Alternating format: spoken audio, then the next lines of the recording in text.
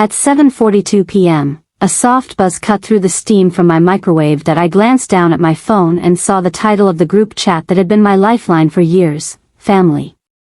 My dad's message glowed at the top. We think it's best if you take a step back for now. Megan needs space, then a thumbs up emoji from Aunt Carol appeared beneath it, as neat and final as a signature on a divorce paper. For a moment, I stared at those words while the microwave hummed behind me, turning a bowl of curry that no longer mattered. Just like that, I was voted out of my own bloodline. My thumb hovered over the screen as I felt every year of obedience, every late-night transfer, every favor that had stitched me to them like a tether. I typed, understood. I'll respect that and step away from the family fund too. Then I pressed send. 5 minutes later the first call came. By midnight nothing in their world was still working. People used to call me the steady one, the dependable daughter, the problem solver, the quiet bookkeeper of their chaos. That I used to believe that was a compliment. Turns out, it was just code for, you'll clean up our mess. 5 years earlier I was 27, living alone in a one-bedroom apartment near the Willamette River, working as a junior accountant. Rain had been falling for hours when Dad called from a Walgreens parking lot on the east side. That I still remember the sound, the rain hammering the car roof, his breathing ragged, his voice splitting through static. Ratch, they won't admit Megan without insurance. She's not gonna make it. Please. And because I was 27 and still believed that love meant saying yes, I opened my laptop and emptied my savings account. $32,000 gone in a single click. Money I'd been saving for a down payment on a tiny condo with creaky floors and a view of the river. The next morning Megan was admitted that my parents called it a miracle. No one mentioned my name. That night rewired something in me. After she got out, every crisis seemed to carry my number. Mom's insulin, Dad's overdrafts, Megan's therapy bills. They all found their way to my phone. That I told myself it was fine. Family helps, but help turned into habit, and habit became expectation. One evening over takeout noodles, Dad said casually, maybe we should make it official. A family fund. You're good with numbers. It sounded so reasonable, so orderly, so safe. What I built instead was a leash. The Morgan Family Fund lived under my name, my account, my routing number. It paid for everything from prescriptions to mortgages to Aunt Carol's dental crowns. Each month I logged in and moved money around, telling myself it was temporary. I watched their lives glide smoothly while mine wore down to threads. Adrian, my boyfriend, used to joke, you treat your family like clients who never pay their invoices. I'd laugh then cry in the shower so he wouldn't hear. By the third year I had stopped buying anything new for myself. No vacations, no Netflix, just oatmeal and cheap coffee. Each time I tried to pull back, another emergency appeared. It was as if the universe punished me for trying to breathe. Then came Megan's retreat request. She wanted the fund to cover a $3,200 yoga trip to Sedona. It's for my mental health. She said. I waited for someone else to say no. Dad replied, that's important. Mental health counts too. Mom added a heart emoji. I realized then that the fund wasn't help anymore. It was entitlement with a cute font. My money had become their birthright, and I was rude for hesitating. That night I renamed the fund file on my laptop from Morgan Family Heart.xlsx to Morgan Ledger.xlsx, because that's what it really was, a record of debts that would never be repaid. Still, I kept paying. Duty. Habit. Fear that everything would collapse if I stopped. Then one afternoon Dad called while I was at work. His tone was soft, almost rehearsed. Sweetheart, maybe you should take a step back for a while. You've been tense lately. That phrase lodged somewhere inside me like smoke. I didn't know then how prophetic it was. After that call the requests kept coming, just until Friday, just this month. Each one sounded like a line from a shared script, and then, the script repeated, Megan's yoga retreat again, this time in Arizona, for healing. Dad typed, mental health is an emergency. Mom reacted with another heart. My silence became consent. That night I checked the fund account and found charges I didn't recognize, patio heater gas, retreat deposit. I took a screenshot. My hand didn't even shake. The next morning Dad called. Hey Ratch, saw Megan's message. Maybe the fund could cover half. I answered quietly, Dad, the fund was for emergencies. He chuckled. Mental health is an emergency. Then maybe she should talk to a therapist, not a travel agent. Silence, then the classic fatherly sigh that folds you back into childhood. You've changed, Rachel. He was right. I had. A few days later an email appeared, family check-in call, Thursday 8 p.m., with a smiley face that I joined out of politeness. Within 5 minutes Megan took the lead. I just think Rachel's energy has been really toxic lately. It's not about the money, it's the attitude. Mom's voice came soft but cutting. Sweetheart, maybe just listen first. Dad added, we're only saying this because we care. I smiled. I've been listening for years. I paid for you all to keep talking. Tonight, I'd like to finish a sentence. Silence. Then Dad said it, the phrase again, word for word, maybe you should take a step back. Give everyone some space. There it was, the exact line that would later arrive in a text thread, rehearsed to perfection. I smiled faintly. Okay, I said. I'll do exactly that. They didn't know what those words meant coming from me. They thought I'd sulk, maybe send flowers later. Instead, that night, while Portland slept under steady rain, I sat at my desk and opened the Morgan ledger. Rows of transactions glowed on the screen, rent, co-pays, prescriptions, car repairs, years of enabling spelled out in neat columns. Then I started deleting. Auto pay off, transfer cancelled, utility payment paused. Each click felt surgical, like cutting oxygen lines one by one. When the last toggle turned gray, the quiet in my apartment shifted. It wasn't peace yet, just the pause before an alarm. I poured coffee, sat back, and whispered, you wanted space. You're about to have plenty. At 3:11 a.m. my phone lit up, once, twice, then constantly. 12 missed calls, then 20, then 89 by sunrise. Dad's voicemail came first. The bank flagged everything. What happened? Are you okay? Then Mom's, fragile, pleading. This isn't what we meant. I need my prescriptions. Then Megan's, sharp and trembling. You're cruel. You've always been jealous. Jealous of what? Their dependence. Their chaos? I didn't reply. I watched the notifications pile up like snow on a roof I no longer lived under. When the phone finally stilled, I exhaled. The silence didn't hurt. It hummed. At 8 a.m. Adrian called, so, space, huh? I laughed for the first time in weeks. Turns out it includes my bank login. He paused. You want me to come over? Didn't your ex Mara move into bank compliance? I asked quietly, yeah, why? No reason, I said. Just curious. That was my first step from emotional defense to tactical offense. By noon that day, the storm had turned digital. Dad texted, we can fix this. Just turn the automatic things back on. Aunt Carol chimed in, families need grace. Grace, that word, so soft, so manipulative. To them, grace meant my money. I closed my laptop and said softly to no one, Grace doesn't pay overdraft fees. That afternoon the pharmacy called. The card on file was declined. Would you like to update your payment method? I smiled faintly. No, I said. They'll handle it. The pharmacist hesitated. Are they okay? They will be, I answered. Eventually.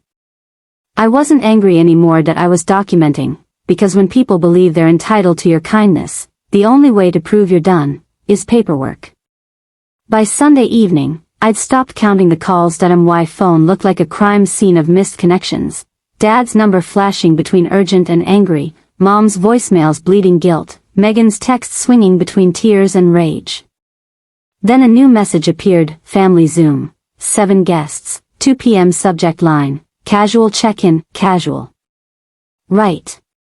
At 1:59, I sat at my desk wearing a soft black sweater, the same one I'd worn when I first created the family fund years ago. There was symmetry in that my hair was tied back, my voice steady, my mind clean. The Morgan Ledger folder sat open beside my laptop like a quiet witness that I clicked join meeting. Faces appeared one by one. Mom, pale and tight-lipped, Dad pacing in the background, Megan, eyes already red, though I doubted from crying. Aunt Carol centered herself like the judge of a courtroom she invented. Cousin Emily smiled too brightly, the family peacekeeper. Hi, everyone, I said. Let's keep this civil. Emily nodded too quickly. Of course. Dad leaned in first.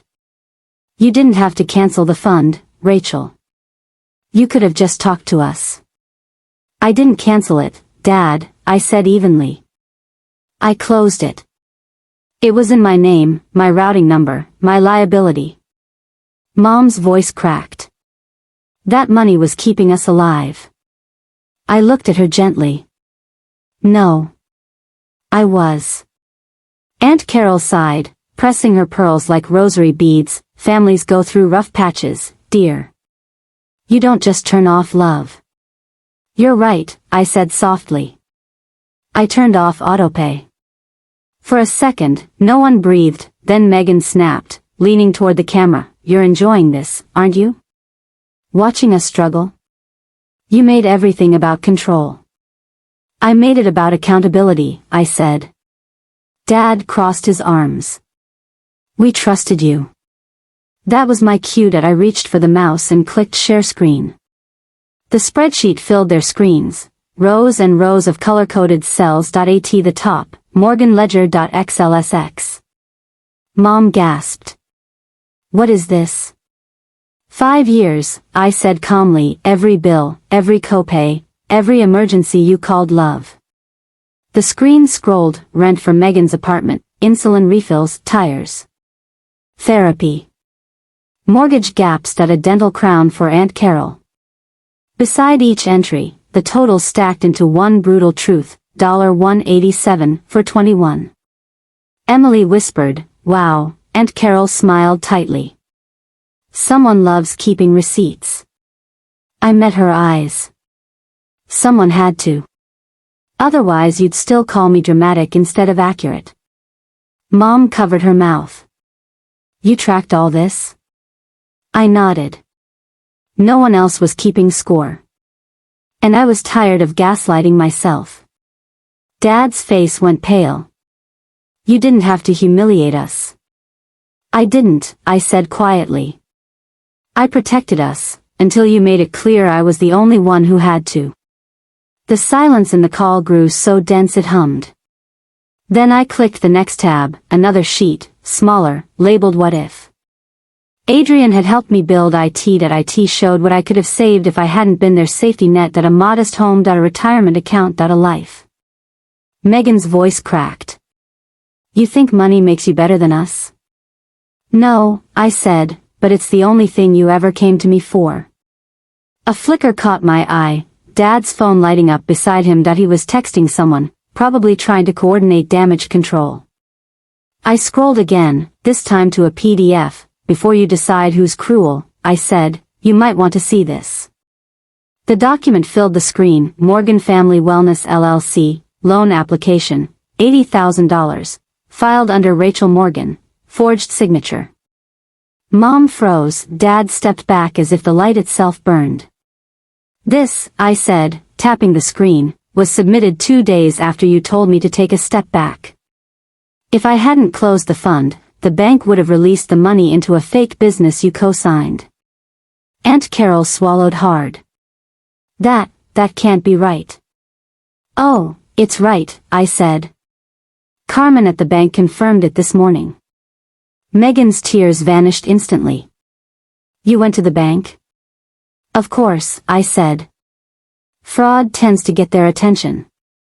Dad stammered, we were just trying to find a way to help Megan. I looked at him almost kindly. No. You were trying to help yourselves. You taught her that rescue was my job, but the job's over. I reached beside me and lifted a neat stack of papers into frame. I've already spoken to a lawyer. Every joint authorization has been removed. Shared cards cancelled. Utilities separated. The IRS notified. Mom's voice rose, brittle. You wouldn't. I already did. For a long beat, no one spoke that I could see it, the dawning horror of accountability, the moment a family built on dependency realized the faucet had truly shut off. Aunt Carol forced a brittle laugh. You're so dramatic, Rachel. We'll talk when you've cooled down. I smiled faintly. You don't understand. There won't be another conversation. Love without boundaries becomes debt, and I just paid mine in full. I clicked stop sharing, the Zoom grid reappeared, each face frozen in denial, anger, shame. Dad's jaw clenched. So what, you want us to beg? No, I said. I want you to learn how to live without draining me. Then I took a breath, slow, calm, absolute. You told me to step away. I did. With one click, I hit leave meeting. The screen went black. My reflection looked back, a woman I barely recognized, not angry. Not trembling. Just, free. I sat there, listening to the hum of the refrigerator. It sounded like applause. Outside, the rain had stopped, the city glowed with its usual indifference. Inside, the quiet finally belonged to me. For 2 days, my apartment felt like the eye of a storm. The phone buzzed constantly, Dad swinging between fury and desperation. Please fix this before we lose the house. Mom's voicemails trembled with guilt. You've gone too far, sweetheart. Megan's texts arrived in all caps. You ruined us. I didn't reply. I let the noise become background, like rain on a roof I no longer lived under. By the third morning, the buzzing stopped. The silence that followed felt heavy, but not hostile. It was mine. I opened every account one last time, verifying each removal.no, joint authorizations.no, shared cards.no, hidden logins. For the first time in years, my finances looked exactly like my life, mine alone. Then an email arrived from the bank, suspicious loan application, Morgan Family Wellness LLC, frozen pending investigation. Carmen had kept her promise, the fraud was officially blocked. If I had hesitated even one day, I would have been $80,000 in debt for a business that didn't exist. That night Adrian came over with takeout, Thai curry and white rice, our comfort ritual. He didn't ask for details. He just sat beside me on the couch and said, "Proud of you." That word, proud, broke something open inside me. It was the first time I'd ever heard it without conditions. A week later, my phone buzzed again, unknown number, a voicemail. Rachel, a gravelly voice said. It's Uncle Ray. Heard what happened. You're not the first, kiddo. Just the first who shut the faucet off. I laughed through a breath I didn't know I'd been holding. You mean they did this before? I asked when I called him back. Not the loan part, he said. But yeah, they bled me dry in the 90s. I moved states to survive it. Every generation's got one who breaks the pattern. Looks like it's you. When we hung up, I cried. Not from sadness, but relief. Finally, someone understood. That night, for the first time in years, I slept without dreaming of overdraft alerts.no, buzzing phone.no, guilt, just quiet, the kind you earn. The following week was oddly still. The city kept moving, buses hissing through wet streets, morning joggers under mist. But inside my apartment, time had slowed. I learned what silence really sounded like once it wasn't filled with emergencies. Every morning I made coffee, real coffee, not the instant kind I'd rationed for years. I sat by the window and watched sunlight flicker against the glass. It felt almost intrusive, like joy knocking on a door I hadn't opened in years.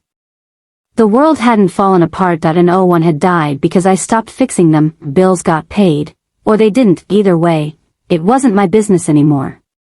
By the third day, curiosity got the better of me. I checked their social pages. A small, forbidden peek. Aunt Carol had posted a Bible quote about forgiveness. Megan shared a photo of a candlelit, healing circle.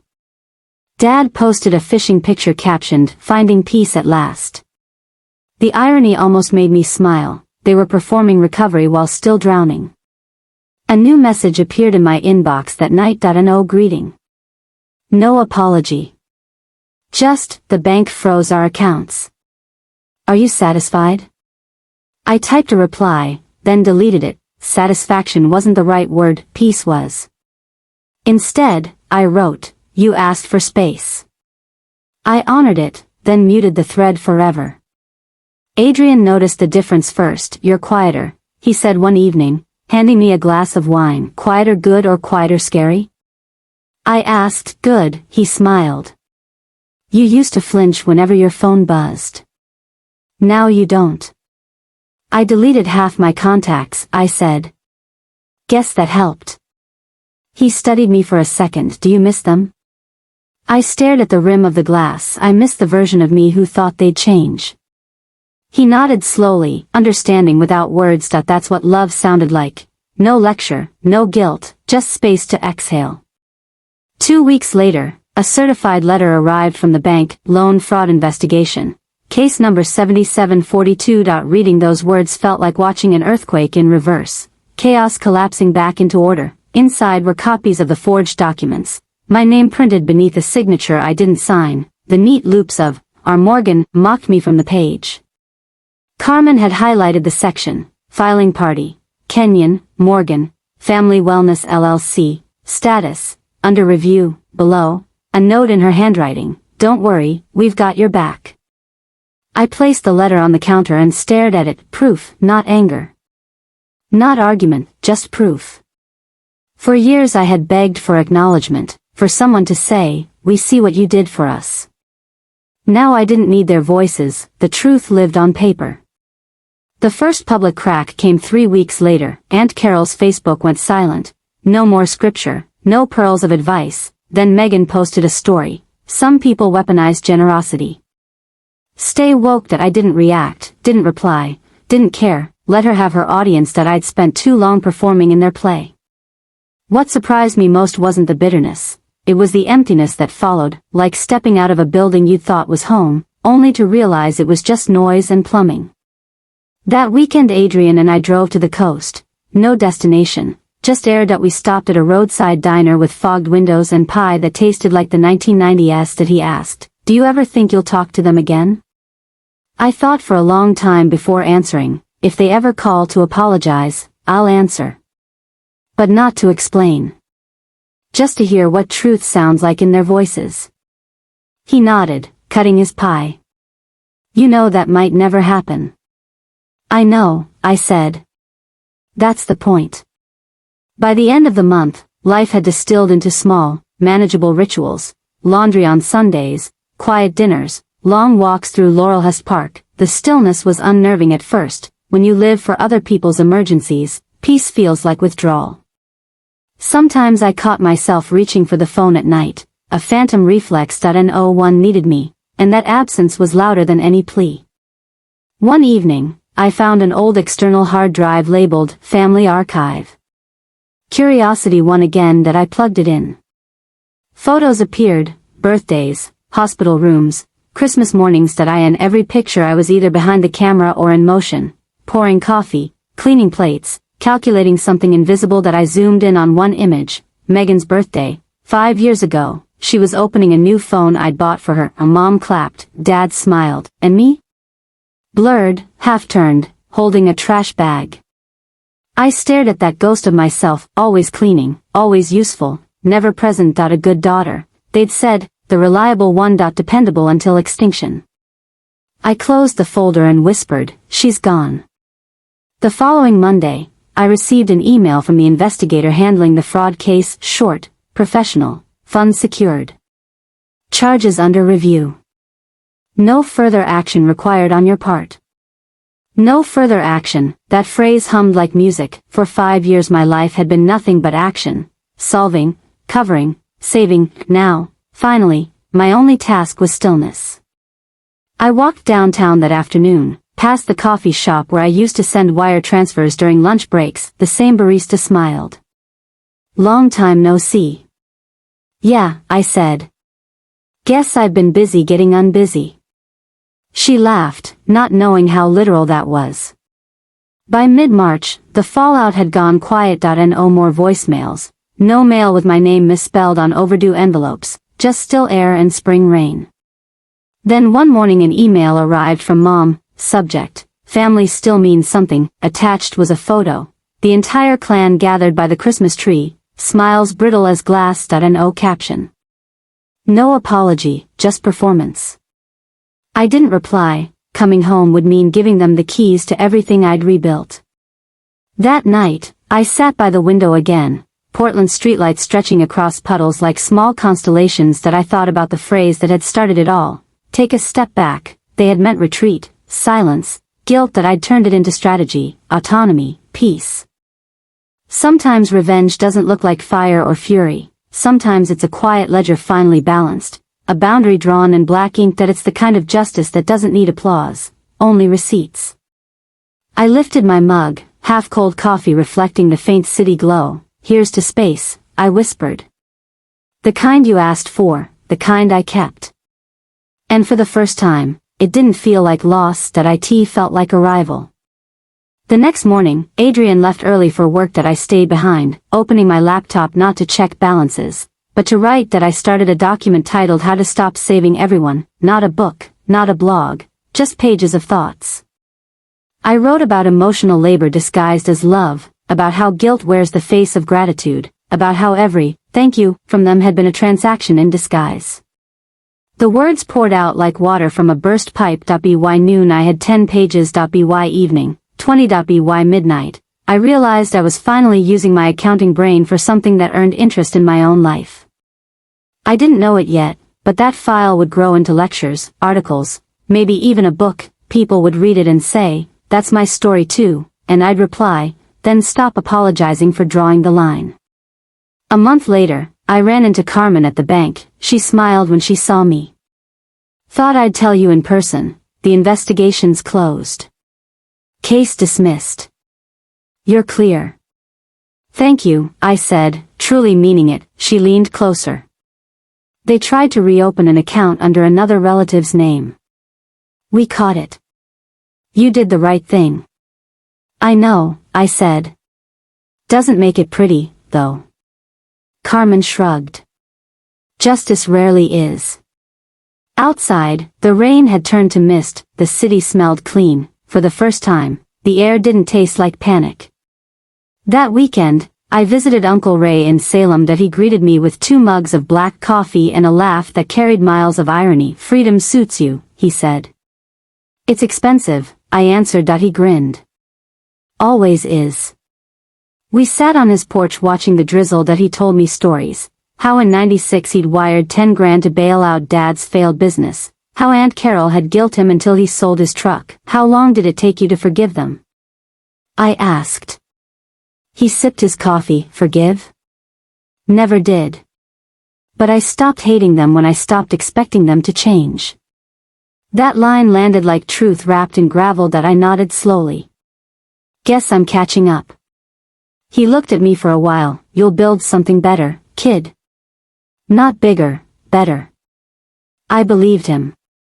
When I drove back that night, the sky cracked open with a soft rain. The wipers beat a slow rhythm. Steady, clean, final. I realized I hadn't cried once, not during the drive, not during the bank calls, not even during the Zoom. The tears had already been spent over years of overdrafts and empty thank yous. Now there was nothing left to mourn. Just silence, and ownership. A year passes quickly when peace becomes routine. The drama that once fueled my days has been replaced by something quieter, almost holy. There's no fanfare in freedom, only air. I breathe it in like something precious. My mornings have rhythm now. I wake before the city stirs, grind coffee beans, feed the cat I adopted on a whim, and let the light pour through the kitchen blinds. The smell of rain lingers even on dry days. Portland's signature perfume. Sometimes I think about that night when the group chat ended my family life. Sometimes I still hear the faint vibration of that text. We think it's best if you take a step back. It used to sting. Now, it feels like the first true instruction they ever gave me. My job changed too. I left the accounting firm 6 months ago and started consulting for nonprofits, numbers, but with integrity attached. Work that doesn't eat my soul, that I even teach a workshop once a month. Boundaries and balance. Financial and emotional independence. People come with the same haunted look I used to have. They whisper about brothers, mothers, partners, the ones who drained them dry in the name of love, and I tell them what I learned the hardest way. You can love people and still stop funding their chaos. Every time I say it, someone cries, sometimes me. The Morgan family has gone mostly quiet. Megan moved to Arizona for real this time. Her yoga posts still appear in mutual circles. Captions about healing, alignment, forgiveness. Maybe she believes them. Maybe they're marketing. Either way, I wish her peace. From a distance she can't cross. Dad's business folded after the loan investigation that he tried to reach me once, through a mutual friend that I didn't respond, not out of cruelty, but because some bridges are safer as ashes. Mom sent a birthday card in March. No apology inside, just a short note, I hope you're well.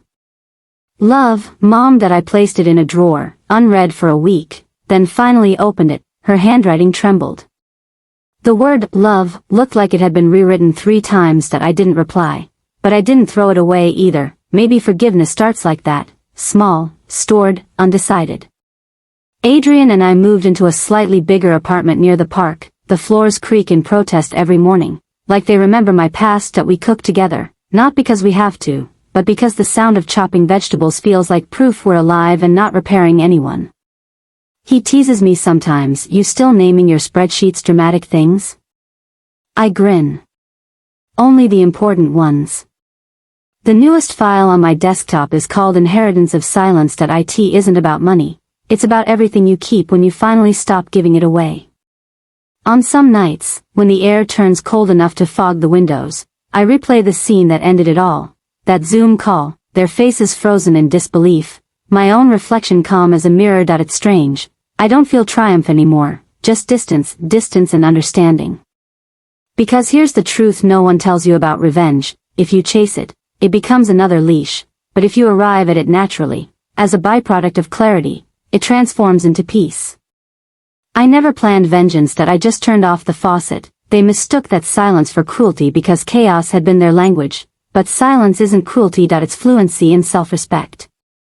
One Saturday, I stopped by the river walk near Hawthorne Bridge. Families strolled, kids laughed, the air smelled of roasted coffee and cedar. A woman nearby was scolding her teenage son, her voice sharp with disappointment. That he turned away, muttering, "You never listen." She sighed, eyes wet, and said softly, "I just want to help." Those words hit me like a ghost walking through my chest. That I remembered my mother saying the same thing. We just want to help, and me, 27 and desperate, believing that help meant debt disguised as devotion.